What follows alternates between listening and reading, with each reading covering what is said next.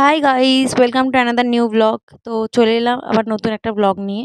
এটা হচ্ছে জামাই ষষ্ঠীর সেকেন্ড পার্ট। এই টি শার্টটা আর জিন্সটা আমরা নিয়েছিলাম বাজার কলকাতা থেকে। সত্যি বলতে এই কার্গো প্যান্টটা খুবই ভালো লাগছিল, আর এই টি শার্টটাও ভালো লাগছিল। বাদ বাকি এখন খুবই ভালো অফার চলছে। তোমরা একবার বাজার কলকাতায় মেন্স ওয়্যারে গিয়ে দেখতে পারো, খুবই ভালো। মেন্স সেকশনে সত্যিই খুবই ভালো অফার চলছে। তো তারপর আমরা চলে গেছিলাম আভনি মলে, গেছি কিছু খাওয়া দাওয়া করবো না তাহলে হয়।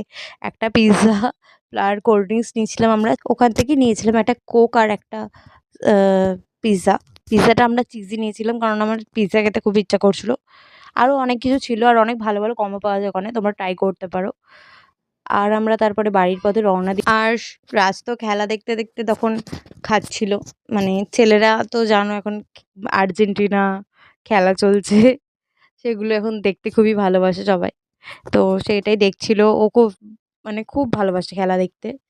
তো দেখার পর আমরা রওনা দিয়েছিলাম বাড়ির পথে, কিন্তু গ্রাউন্ড ফ্লোরে গিয়ে আমার মনে হলো আমি যদি চকলেট ব্রাউনি উইথ আইসক্রিম নাই খাই তাহলে আমি কিসের জন্য আপনি মলে এলাম। মানে আমি যখনই যাই, যখনই, ওটা আমি কখনো মিস করি না। তো তারপর আমি chocolate brownie with ice cream try করে বাড়ি চলে এলাম। তো আজকের জন্য ব্লগটা এখানেই শেষ করলাম। ব্লগটা ভালো লাগলে লাইক অ্যান্ড সাবস্ক্রাইব করে দিও। Thank you for watching, stay tuned.